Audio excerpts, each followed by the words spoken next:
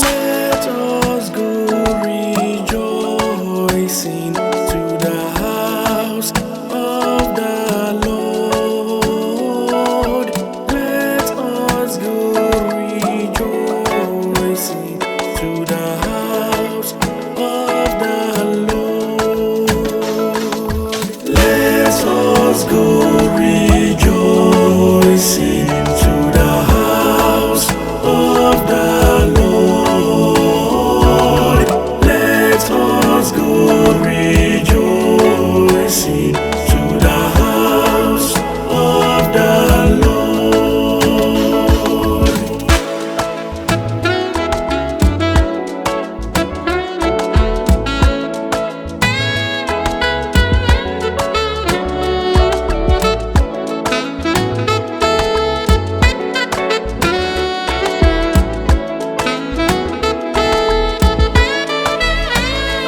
I rejoiced when they said to me, let us go to the house of the Lord.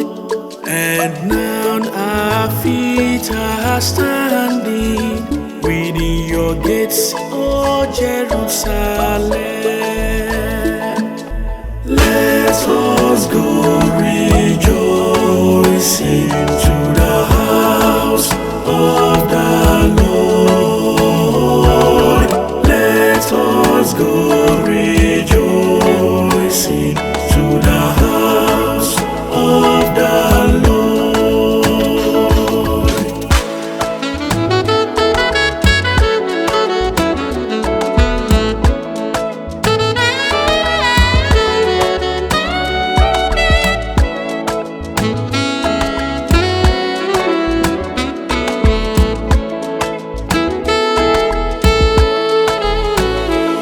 It is said that the tribes go up, the tribes of the Lord.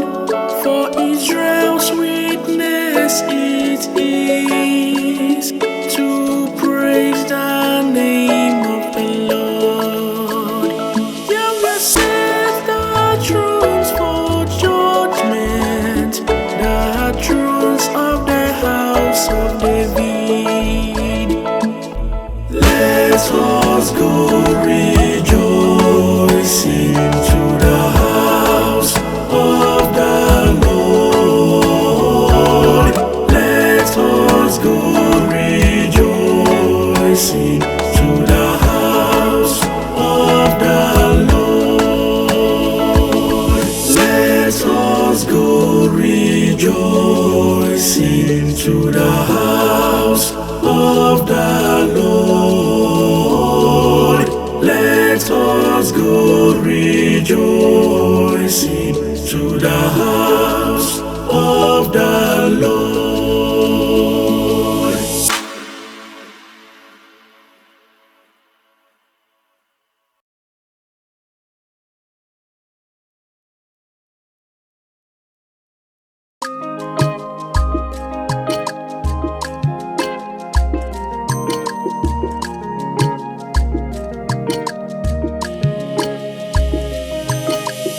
Aṅụrịrị m ọṅụ mgbe m nụrụ ha kwuru sị, ka anyị gaa n'ụlọ Chineke.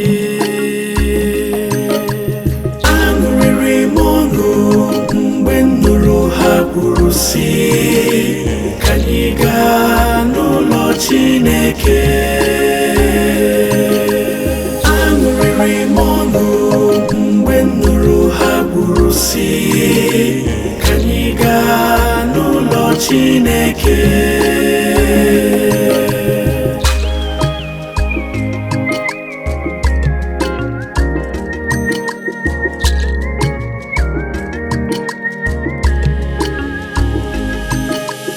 Aṅụrịrị m ọṅụ mgbe m nụrụ ha kwuru sị, ka anyị gaa n'ụlọ Chineke.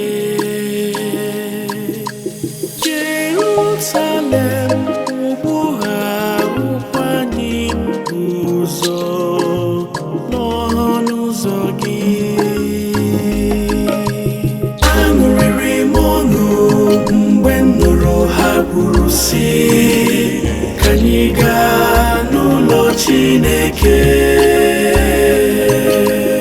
Aṅụrịrị m ọṅụ mgbe m nụrụ ha kwuru si ka anyị gaa n'ụlọ Chineke.